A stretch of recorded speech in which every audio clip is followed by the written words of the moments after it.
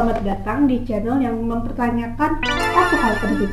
Apakah budaya populer kita masih waras? Perkenalkan, nama aku Felicia Arifin dengan NIM 65178. Aku Friska Marcelina dengan NIM 66880. Aku Michelle Elaine dengan NIM 66816. Hari ini kita bakal bahas satu topik yang agak sedih, absurd, tapi juga lucu ya. Dimana video kali ini kita bakal bahas tentang influencer anak. Bener banget, generasi yang lahir langsung disambut sama kamera, bukan bidan. Bayangin deh, di umur 3 tahun, mereka udah punya brand deal, manajemen, dan viewers yang loyal. Padahal dulu kita di umur 3 tahun itu kita paling cuma makan es lilin aja sambil tidur siang gitu ya. Nah, gue tuh juga merasa kalau karir gue tuh udah dikalahkan sama bayi-bayi yang sekarang ini deh. Dan ternyata fenomena ini tuh bukan cuma ada di Jakarta, tapi udah se-Asia Tenggara dengan banyak kasus yang kayak gini juga. Dari Jakarta sampai Bangkok, dari KL sampai Manila. Nah, bayi-bayi ini tuh literally udah punya CV digital sejak mereka lahir. Bangun tidur direkam, anaknya baru melek dikit langsung direkam. Mungkin kalau dia bisa mikir ya di dunia ini tuh dunia beneran atau reality show sih sebenarnya. Makan pun juga direkam. Banyak orang dewasa aja kita kalau misal makan juga nggak nyaman kan kalau direkam. Anak-anak nggak ada kata privacy. Anaknya nangis jadi konten edukasi parenting dengan caption tanda anak sedang overstimulated. Guys, itu padahal bisa aja cuman karena masalah sepele yang anaknya mungkin nggak dikasih snack lah atau apa. Kesenggol meja aja langsung dibikin konten motivasi dengan caption, guys dia tuh pinter banget ya nggak nangis, jangan lupa like, follow, dan share. Dan yang paling gongnya nih ya, ulang tahun pun bukan unboxing bareng keluarga atau apa, tapi unboxing kado-kado dari brand sponsor. Kayak contoh yang penting, thank you brand X gitu kan. Iya bener-bener. Gak jelas banget emang siapa yang beneran ulang tahun, anaknya atau kontrak kerja dari keluarganya. Kita mari lanjut ke ngerujak lagi ya. Dengan penuh cinta, empati, dan sedikit kekecewaan sosial.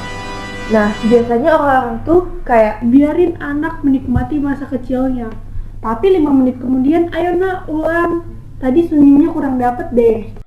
terus nggak cuman itu, katanya sih privacy itu penting. Bahkan ibunya juga nulis kayak kami juga sangat menjaga privasi anak kami.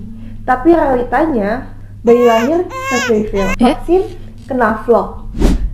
Bahkan ya, anak-anak tantrum aja dibuat konten loh, jadi pakai background slow mo dramatik gitu. Oh, emang zaman sekarang semuanya diduitin ya. Ya benar-benar. Nah, ada caption untuk anak umur 5 tahun, sometimes life is tough, but I keep going because I believe in myself. Aduh guys, umur 5 tahun aja gue juga bisa nangis kalau balon gue pecah. Sekarang udah beda banget gak sih? Tapi netizen tuh juga kadang suka rada-rada ya bikin komentar sampai bikin tuh semua tuh makin panas, makin kacau. Kayak contohnya itu gemes banget, upload lagi dong. Kok jarang update? Kita kangen loh. Mana nih daily vlognya? Ini tuh anak loh, bukan K-pop idol yang punya jadwal konser tiap Iya, minggu. betul banget sih. Oke, sekarang kita lanjut ke bagian akademisnya ya. Nah, karena kita kan pasti juga butuh teori, bukan cuman sekedar roasting aja. Kita lihat fenomena ini lewat 4 lensa teoritis. Yang pertama, ada teori komodifikasi di tahun 2009 yang diluncurkan oleh Vincent Mosco. Di sini Mosco bilang, dalam kapitalisme digital, semua hal bisa jadi komoditas, termasuk momen keluarga, masa kecil, tantrum, momen simpel seperti makan ice cream. Nah, di momen ini seharusnya jadi memori pribadi, tapi seringkali malah berubah menjadi inventory content. Masa kecil bukan fase tumbuh kembang, tapi lini produksi. Nah, selanjutnya dari Henry Janskin dengan judul Participatory Culture pada tahun 2006.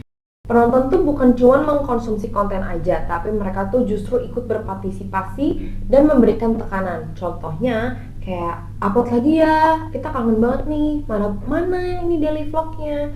Adanya like, comment, dan demand dari penonton menciptakan lingkungan produksi. Semakin tinggi engagement dan semakin sering anak jadi direkam. Audiens di sini juga ikut berperan dalam menormalisasikan eksploitasi. Kemudian ada buku dari representasi anak rentan dari Davidson di tahun 2008. Davidson tuh bilang, anak sebagai kelompok rentan dalam media. Masalahnya, anak-anak belum mengerti konsen dan gak paham exposure digital. Dan mereka juga gak bisa nolak. Dan mereka gak bisa mengatur batasan privasi diri. Tapi mereka ditampilkan di publik seakan-akan seperti selebritas. Bahkan kadang lebih diekspos dibanding artis beneran. Dan menurut Herianto, dalam bukunya yang berjudul Kenikmatan Budaya Layar di tahun 2018, Herianto tuh bilang kalau publik mengonsumsi fantasi keluarga ideal. Keluarga influencer biasanya suka tampil harmonis, bahagia, rumah rapi, padahal setengahnya properti brand. Semuanya serba estetik. Padahal itu representasi, bukan realitas. Tapi penonton di sini ikut menikmati imajinasinya, bukan faktanya. Oke, dan yang terakhir dari Juliet T. Woods dari buku Gendered Lives pada tahun 2009. Wood menyoroti bagaimana identitas dibentuk oleh performa. Ketika anak sejak kecil mereka sudah tampil di kamera, nah disitulah identitas dirinya tuh dibangun dari komentar-komentar netizen, like, engagement, dan ekspektasi performa. Bukan dari proses tumbuh kembang secara natural, tapi ini tuh udah masuk ke eksploitasi. Karena ini tuh bisa menentukan masa depan psikologis dari si anak tersebut. Nah, masalahnya bukan anak tampil di media. Itu tuh wajar. Dunia digital zaman sekarang tuh nggak bisa dihindari kan. Masalahnya itu sebenarnya bukan anak muncul di media. Sebenarnya hal anak muncul di media itu wajar banget. Cuman memang dunia digital tuh nggak bisa dihindari.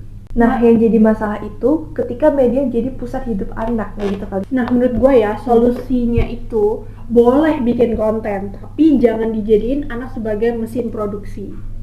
Terus boleh sebenarnya dapet cuan, tapi masa depan mental tuh lebih penting daripada brand deal. Nah, juga lindungi privasi anak kan, karena jejak digital itu sifatnya permanen. Dan yang terakhir nih, menurut gue harus dikasih space sih buat anak ini biar bisa bertumbuh kembang secara natural, bukan cuma dari kamera aja nggak sih?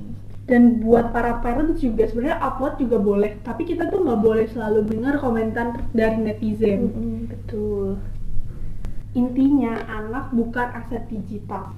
Mereka cuma manusia kecil yang tumbuh, bukan karakter film. Jadi kalau kalian lihat nih, ada influencer anak yang harus perform lebih banyak daripada karyawan office hour-nya, ingat satu hal, orang dewasa aja bisa burn out kalau disuruh kerja terus-terusan. Bayangin aja kalau anak kecil ini ya mentalnya belum siap, gimana? Kasian banget gak sih? Iya, kasihan banget kan, padahal mereka cuma anak kecil yang setiap hari kan cuma main-main. Jadi kayak ibaratnya anak kecil ini tuh kerjaannya itu masa kecilnya sendiri, nggak sih? Bener.